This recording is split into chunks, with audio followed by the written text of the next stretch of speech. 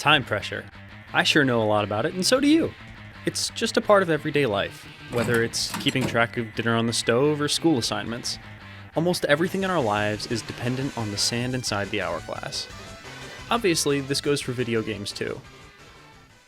It comes in a lot of forms, but today I'd like to talk about a system that is so commonly used and easily understood that even if its function differs vastly across games, it will still go unnoticed and underappreciated due to its ubiquity: the day-night system. What makes the day-night cycle so endearing is its ability to ground us in these foreign realities by almost instantly laying down the rules for how these worlds work and where the player fits into it all. The system itself is easy to take for granted, as many titles tend to only use it for aesthetic purposes. I struggle to think of an example of the numerous blockbuster open-world games that don't have the sun set and moon rise as you travel across their expansive landscapes.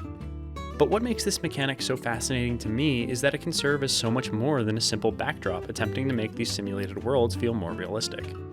Now, day-night system is a very broad term, but the specific applications of the system I'm looking at are the ones where the passage of time is tracked by a calendar, a clock, or a hybrid of both. Games featuring exclusively a calendar system with no associated real-time clock are exceedingly rare. In almost all cases, the real-time clock is there in some form. But from what I can tell, the calendar system by itself is the oldest form of day-night system ever put into a video game. So where did it all start? After consulting a long-defunct forum using the Wayback Machine, I determined all of these dudes were wrong. And then I had an epiphany of, oh, no shit, almost everyone's played this game. It was developed in 1971 by Don Roach, Bill Heineman, and Paul Dillenberger, a game you've probably played in computer class called the Oregon Trail. Here, as soon as you make all your preparations, buying gear, oxen, food, and other necessities, you hit the trail and watch it go. In all honesty, this game's pretty simple. You watch your wagon roll along and make stops whenever you decide is necessary. I will admit, I'm not that attached to the Oregon Trail. It actually wasn't even in my computer lab as a kid, and probably wouldn't hold my attention as long as Kid Pix did anyway. So what's a game with a calendar system that's much more impactful to me as a person? Something I can relate to and see a little bit of my past and myself in. Lemonade Stand! And Persona, I guess. Both games use the calendar system in a pretty similar way, shockingly enough. I stumbled upon Lemonade Stand in the defunct forum thread I mentioned earlier. It was a game developed at the MECC, just like the Oregon Trail, that follows a pretty simple premise. You're a kid who wants some extra pocket money for kid stuff like candy, toys, and Hoagie Fest. So you and up to 30 of your friends can turn the time-honored tradition of heckling passerby to sell lemonade. This is achieved by taking the time each night to assess your lemonade stock, weather report, cash on hand, advertising, and price per glass. Once every variable is set, the day will pass, and you'll be provided with a sales report for that day. At first, Lemonade Stand might seem like a very rudimentary sales sim, but there's a very clear through line to what makes this implementation of days and nights so engaging that it's become the linchpin holding together what makes the now uber-popular modern Persona games so addicting and widely appealing. Gambling! Like, really low stakes, small time, not life-destroying gambling. Unless you screw it all up. But most of the time, it's low stakes gambling. These games abstract time as a resource by taking the sand in the hourglass and giving it to the player in the form of something like a chip. Every passing day is another chip you get to put down, essentially betting to yourself that what you choose to spend that time on is going to be worth it when you run out of chips. It forms an intoxicating gameplay loop. I've noticed that it's a rather common experience, but few games pulled me in for stupidly long sessions as Persona 5 did. Every time I completed a day, I'd want to play just one more to see if I could squeeze out another Confidant rank before hitting a Palace.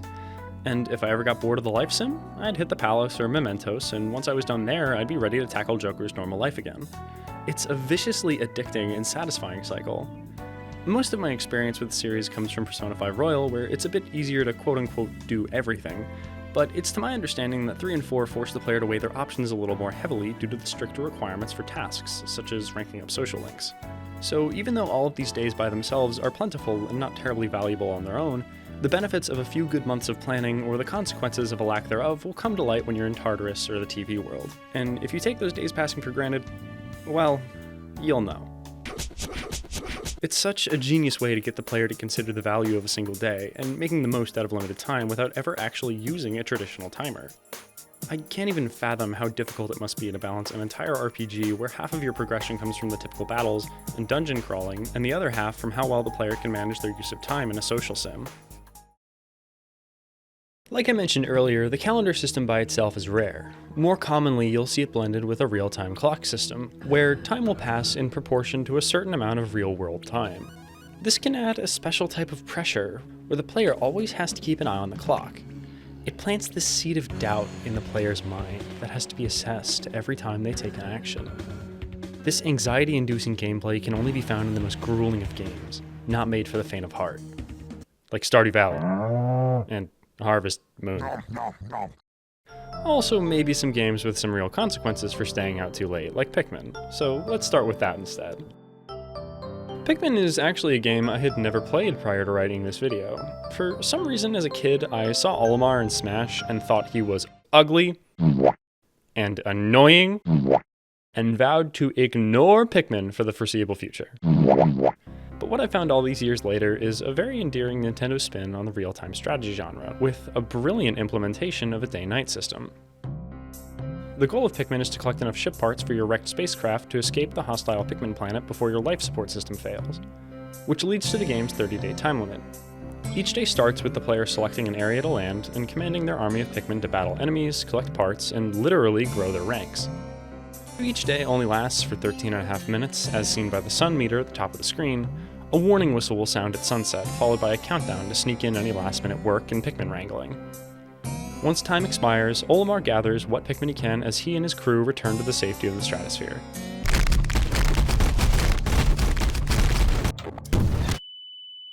Pikmin lays out its rules very explicitly, but it still manages to create the sense of urgency and alarm, even though if you play the game from start to finish, 30 days is an incredibly generous time limit. So it led to my experience with the game transforming from optimizing my commands out of fear of missing the deadline to instead optimizing my commands for the goal of beating the game in as few days as possible. I don't want to talk about how many days I wasted on a singular part.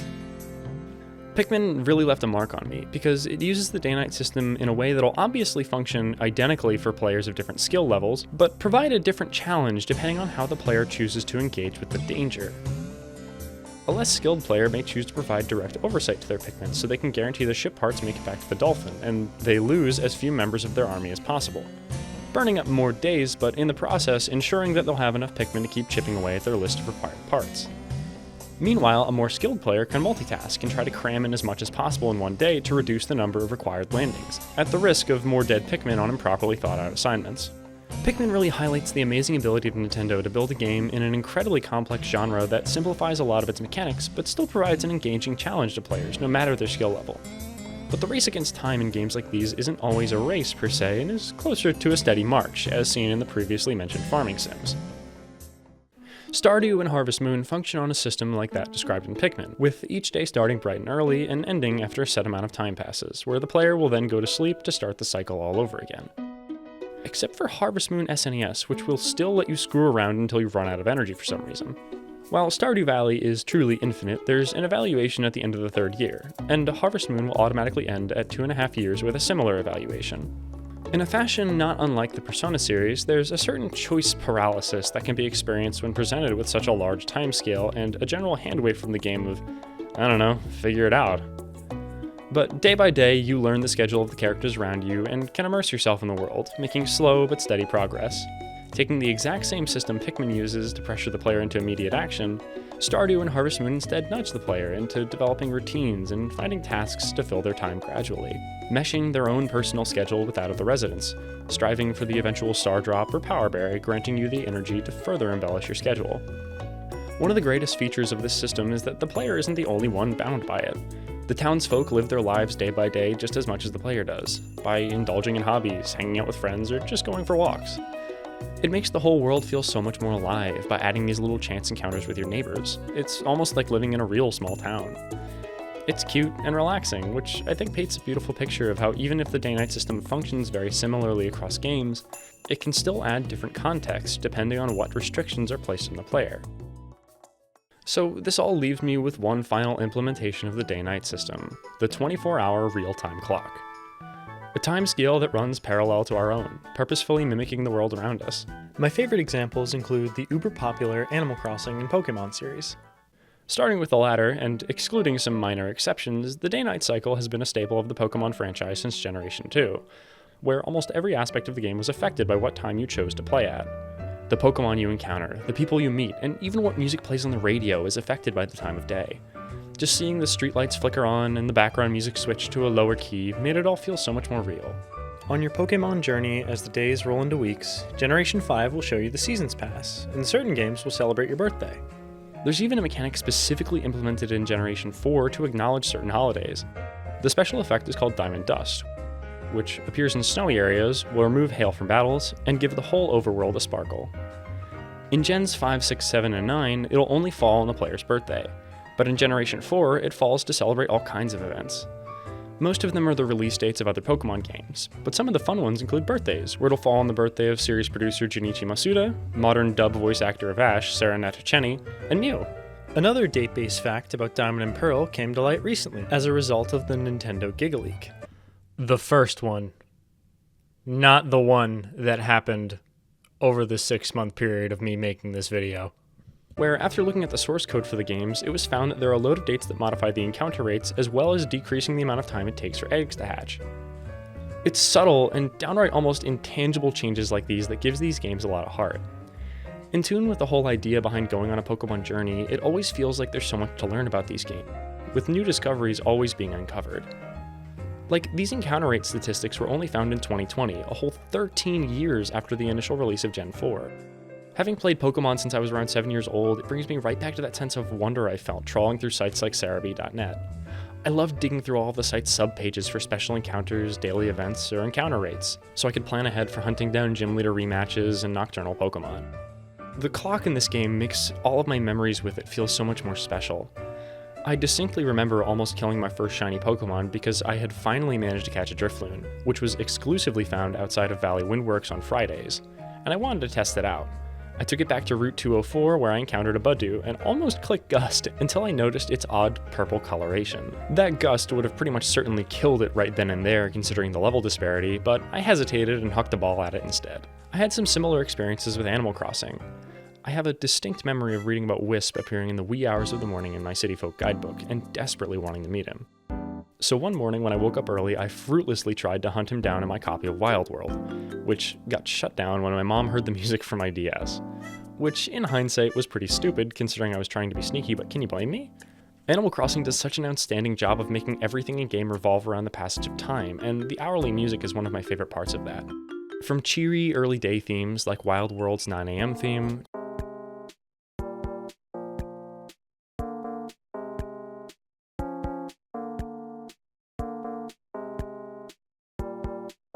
to more somber and reflective tracks like New Leaf's 7 PM.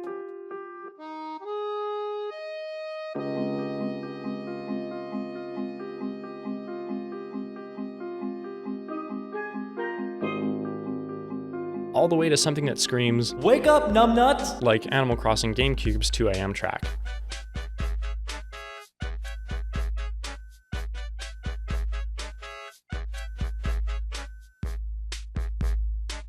Every hour has a distinct feel, and considering it doesn't take too long to finish the daily work of an Animal Crossing town, these themes always left me with a unique impression of what it felt like to play Animal Crossing at that time of day. The 7 and 8 PM New Leaf tracks would legitimately make me sad, so if I hadn't played the game earlier in the day, I would wait till 9 PM because the music reminded me of a Sly Cooper track and would make me feel like some sort of late-night troublemaker.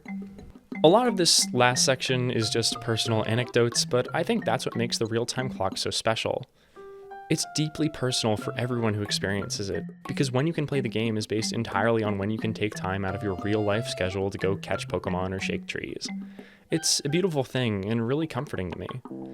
Some feel guilty coming back to an old Animal Crossing town after having abandoned it years ago.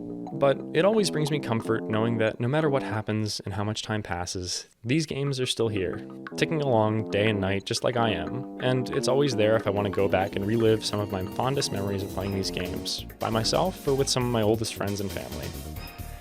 And I would still be doing this today if New Horizons didn't suck! Hey, thanks for watching and sticking around for this whole video that took me entirely too long to make. if you enjoyed, I hope you come back and see what I'm cooking up next. Hopefully it comes a lot sooner. So if you made it this far, thanks for watching, and have a good night.